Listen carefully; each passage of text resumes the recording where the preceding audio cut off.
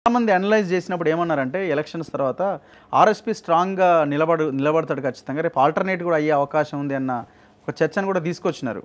అంటే ఆయన చేసిన ఫైట్ దాని తర్వాత ఈ సిచ్యువేషన్ చూసిన తర్వాత అంటే యాక్చువల్గా బహుజన్ కాన్సెప్ట్ అనేది ఇప్పుడు పెద్ద అది ఒక ట్రెండ్లో లేదబ్బా.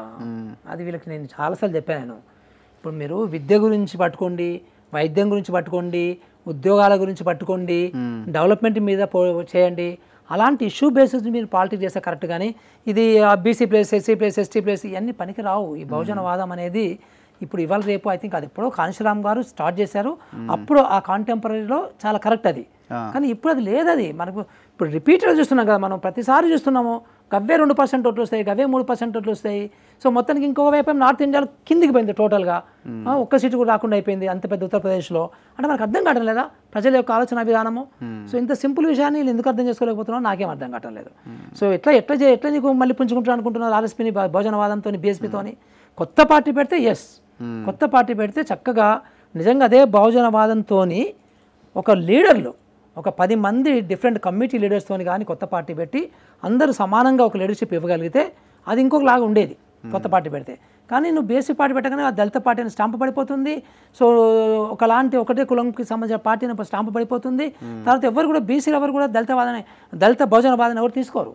మెజార్టీ ఓటర్స్ బీసీలే కదా. సో వాళ్ళెవరికి తీసుకోరు దాన్ని దళితవాదాన్ని. బహుజనవాదం అంటే అర్థం ఏంటంటే ఇది ఎస్సీల యొక్క వాదన అనేది పడిపోయింది అందరికీ కూడా. సో అది వర్కౌట్ కాదు అది. సో మీరేం సూచిస్తున్నారు మీ ఫ్రెండ్కి? ఫ్రెండ్ అయినా ఇప్పుడు no more friend. No more ఫ్రెండా? ఓకే. నేను చాలా లైక్స్ అండ్ డిస్లైక్స్ స్ట్రాంగ్గా ఉంటాయి, చాలా క్లియర్గా షార్ప్గా ఉంటారు మీరు. నేను షార్ప్ ఉండాల్సి వస్తుంది నాకు, because my personality is like that. ఒకసారి వీడు పనికి రావాలనుకుంటే ఇంకా పనికి రాడు అంతే. సో అన్లెస్ మళ్ళీ పునీతులు అయ్యి వస్తే అది వేరే విషయం. కానీ బట్ జనరల్గా this is a very bad kind of tendency, bad kind of character అని మనం అనుకోవాలి అంతే. Anyway thank you sir, thank you very much. ప్రజలు ఏం ఆలోచించాలి మీరు అది చెప్పాలి, అది ఇంపార్టెంట్. సో పబ్లిక్ ఇట్లాంటివి వచ్చినప్పుడు ఏం ఆలోచించాలి? ఇప్పుడు ఏమైపోతుందంటే సింపుల్గా అబ్బా ఏంద్రబాబు ఎవరిని నమ్మాలో ఎవరిని నమ్మొద్దో అర్థం కావట్లేదు అని అనుకుంటారు. ఇప్పుడు మనలాంటి వాళ్ళు చెప్పినా కూడా నమ్మడానికి అక్కడ ఆలోచిస్తారు. నాగంటూ రాజకీయాలకు వచ్చినా నమ్మరు. నిజంగా to be frank with you, నేను ఆర్ఎస్ ప్రవీణ్ కుమార్ రాజకీయాలకు వచ్చిండు కాబట్టి నేను రాజకీయం పోలేదు. నేను ఈరోజు చెప్తున్నాను అందరికీ కూడా యాక్చువల్గా. ఎందుకంటే మన ఫ్రెండ్ మన దోస్త్ ఫ్రెండ్ మళ్ళీ నేను వెళ్తే ఇంకో పార్టీ నాకు బీఎస్పీ నచ్చదు, నాకు బీఎస్పీ నచ్చదు. కొత్త పార్టీ పెడితే నేను వస్తాను చెప్పాను. సో ఈ బీఎస్ పార్టీ నాకు నచ్చదు కాబట్టి నేను పోలేదు. కాబట్టి ఇంకా నేను వేరే పార్టీకి వెళ్తే మళ్ళీ ఈయనకి ఎగనెస్ట్గా నేను పోయినట్టు కావాలని పర్పస్లో నేను ఏ పొలిటికల్ పార్టీ పోలేదు. కొత్త పార్టీ కూడా పెట్టాలని అని చాలా మంది ఫోర్స్ చేస్తాను కానీ పెట్టలేదు. ఎందుకంటే కాంపిటేటివ్గా ఉంటుంది, కరెక్ట్ కాదండి.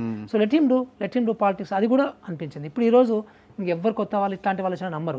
ఇప్పటికే జయప్రకాష్ ఆయన ఫెయిల్యూర్ అంటారు, జేడీ లక్ష్మీ ఆయన ఫెయిల్యూర్ అంటారు. సో ఇప్పుడు ఆర్ఎస్ ప్రవీణ్ కుమార్ ఫెయిల్యూర్ అంటే ఇప్పుడు ఇంకెవ్వరు కొత్తగా ఐఏఎస్ ఐపీఎస్ వచ్చినా ఎవరు నమ్మరు. ఇంకా అయిపోయింది, ఇంకా శకం పోయినట్టే.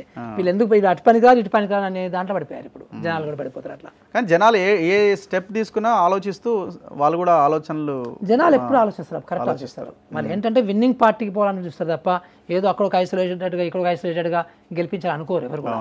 అది వెరీ న్యాచురల్ థింగ్. ఇవన్నీ కూడా నాకేంటి ఈ మధ్యలో నేను ఎక్కువ పాలిటిక్స్ ఆలోచిస్తున్నా కాబట్టి చాలా సింపుల్ కనబడుతుంది అన్నీ కూడా. సో అన్ని ఫ్రాంక్గా మనకి తెలిసిపోతున్నాయి, ఏది which works which doesn't work అనేది తెలిసిపోతుంది. మరి వీళ్ళకి ఎందుకు అర్థం కావడం నాకు అర్థం కాదు. Thank you sir, thank you very much. So ఇది ఆర్ఎస్ ప్రవీణ్ కుమార్ పై ఆకునూరి మురళి సార్ విశ్లేషణ. సో మరి భవిష్యత్ ఆర్ఎస్పీ ఎట్లా ఉంటాడు ఏంటన్నది చూడాలి. రేపొద్దున ఆయన తెలంగాణ భవన్లో అడుగు పెడతాడు, ఈ దళిత బంధు గురించి లేకపోతే కేసీఆర్ తెచ్చిన స్కీమ్ల గురించి కొత్త వెర్షన్ ఏం చెప్తారన్నది కూడా మనం రాబోయే రోజుల్లో వినాలి. చూస్తూనే ఉండండి మన తొలి వెలుగు.